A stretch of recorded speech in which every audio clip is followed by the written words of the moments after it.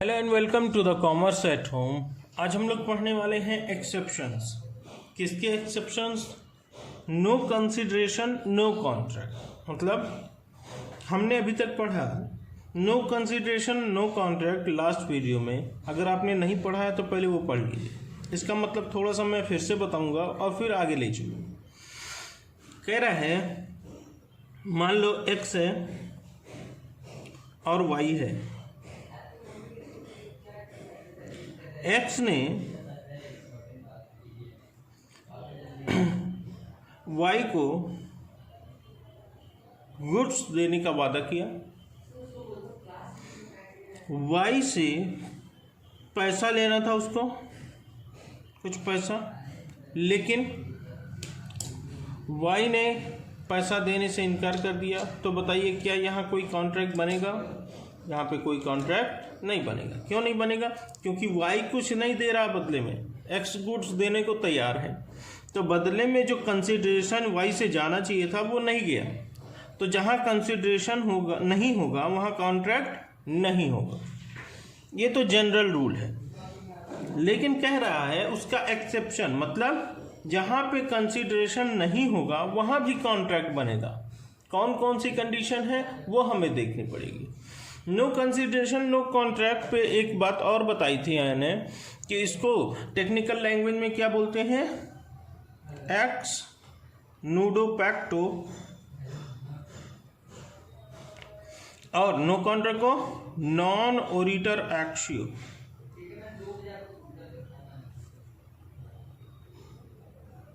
ये बताया था मैंने, नो कंसिडरेशन नो कॉन्ट्रैक्ट। ठीक है।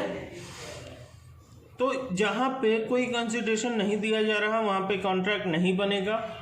ये तो जनरल रूल था, लेकिन उसका एक्सेप्शन पढ़ना है कि जहाँ कंसिडरेशन नहीं भी होगा वहाँ भी कॉन्ट्रैक्ट बनेगा। कुछ कंडीशंस हैं, कंडीशन चलिए हम लोग आगे देखते हैं। ठीक है। और अगर आप लोग को वीडियोस पसंद आ रही है तो शेयर करिए और इसको लाइक भी करिए। दोस्तों तक शेयर करेंगे, वो भी पढ़ाई कर सकेंगे। ऑब्जेक्टिव एग्जाम होने वाला है तो यहाँ से पढ़ने से आसानी हो जाएगी। सिर्फ सुन लीजिए तो भी आपका काम बन जाएगा।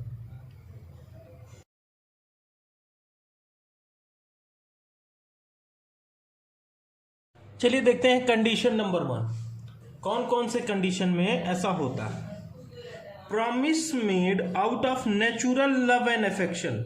नेचुरल लव एंड अफेक्शन कह रहे हैं जो नेचर से किसी का लव एंड अफेक्शन जाहिर होता है। जैसे कि भाई भाई में प्यार होता है, भाई बहन में प्यार होता है, माँ बाप में प्यार होता है, माँ बच्चे में प्यार होता है। ये क्या है? हस्बैंड वाइफ में प्यार होता है। ये नेचुरल लव एंड अफेक्शन है। अगर इस कंडीशन पे किसी ने कह दिया कि मैं आपको कुछ दिलाऊंगा तो उसको दिलाना पड़ेगा, लेकिन उसकी कुछ शर्तें हैं। पहला देखते हैं। एक्स और वाई दो भाई थे। एक्स बड़ा था और वाई छोटा था। एक्स ने कहा मैं तुमको एक बाइक दिलाऊंगा, मैं तुमको एक बाइक दिलाऊंगा अगर तुम 12th पास कर लेते हो अच्छे मार्क्स से। वाई पास हो गया। अब बाइक दिलाने की कंडीशन आई।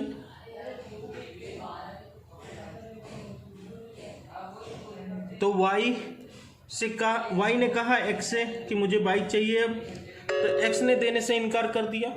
एक्स ने देने से इनकार कर दिया। तो इस कंडीशन में वाई कुछ नहीं कर सकता।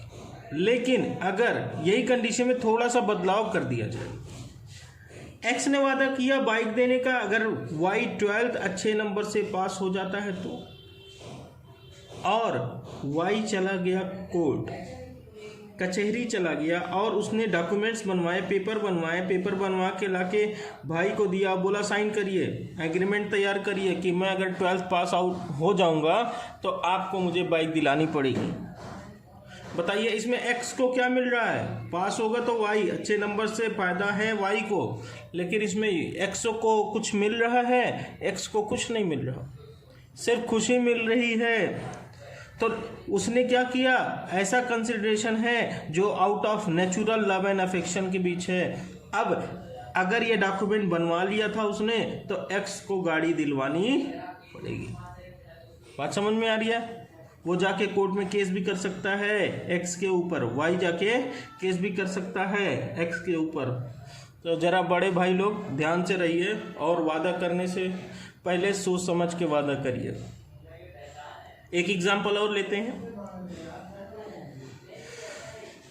एक नाम था रमेश, एक आदमी का नाम है रमेश, उसकी एक वाइफ थी जिसका नाम था एक्स।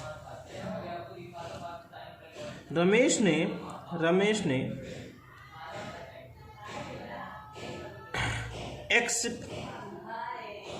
एक्स ने रमेश से कहा कि तुम मुझे मेंटेनेंस के लिए खर्चा दिया करो। मेंटेनेंस का खर्चा मतलब उसके मेकअप का, उसके रहने का, उसके कपड़े का, कायदे से जो भी वो फैशन करना चाहती है सबका, ये उसका मेंटेनेंस का चार्ज कह रही है कि हमें दिया करिए। रमेश ने वादा कर दिया कि हम देंगे।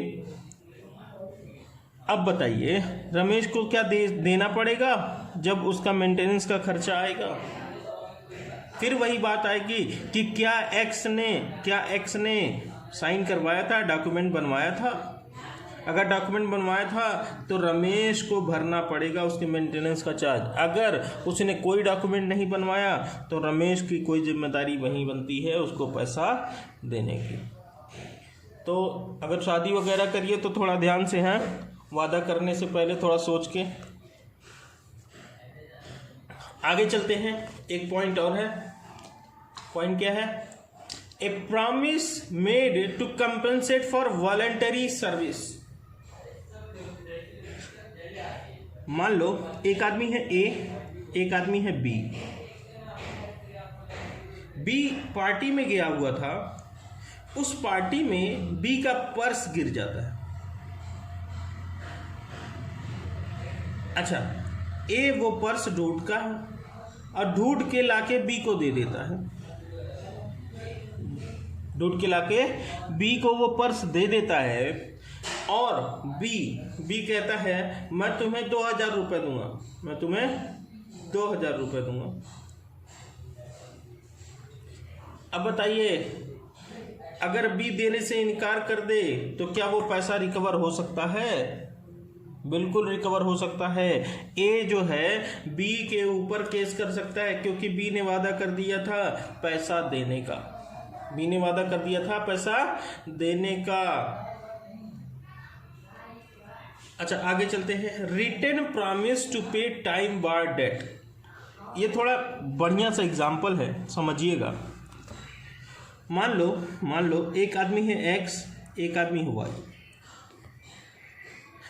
2016 में, अभी चल रहा है बेटा 2021।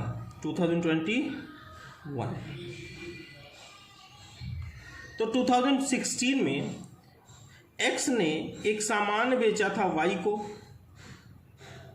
एक सामान बेचा था वाई को।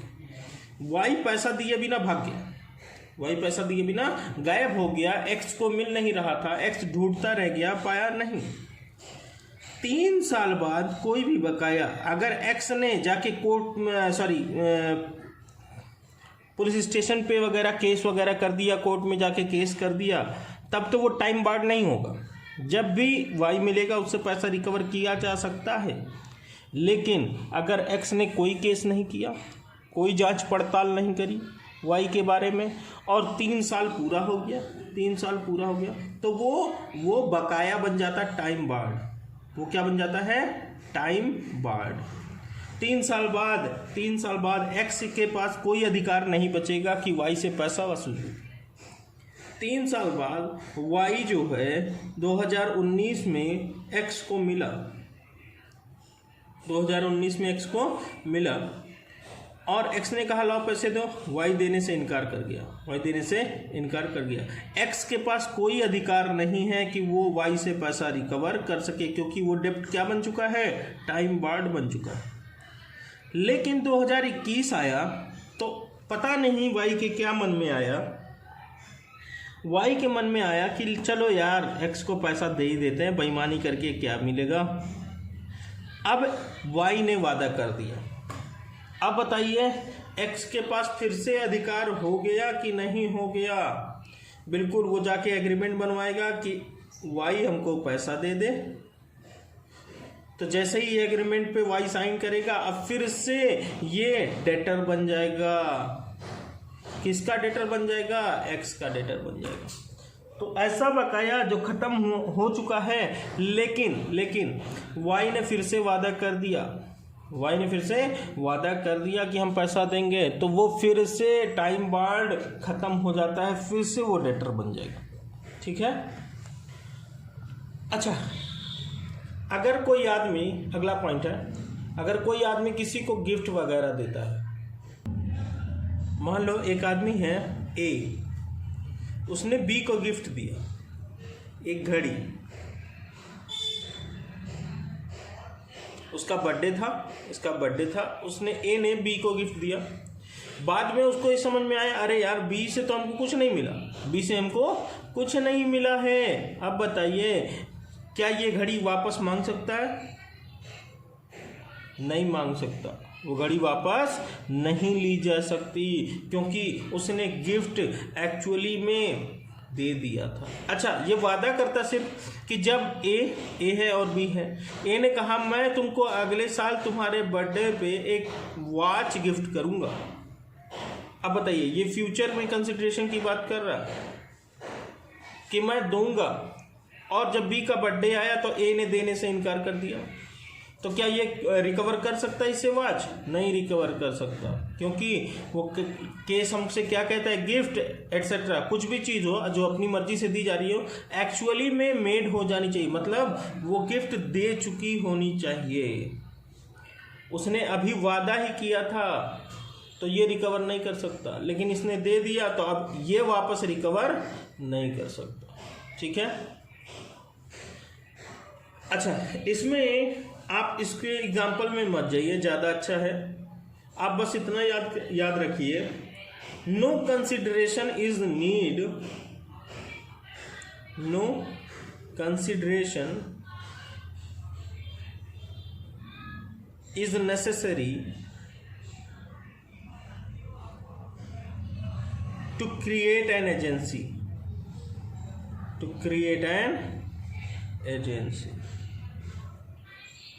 एजेंसी बनाने के लिए कुछ भी कंसिडरेशन देने की ज़रूरत नहीं होती, ये याद रखिएगा।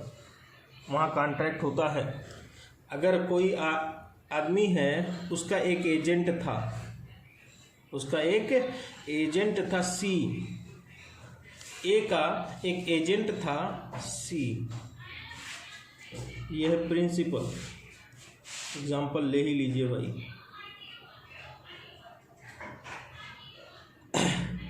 अब तो जहाँ पर एजेंट की कोई गलती होती है, अगर कुछ नुकसान होता है, कुछ लॉस होता है, तो उसका जिम्मेदार कौन बनेगा? प्रिंसिपल बनेगा।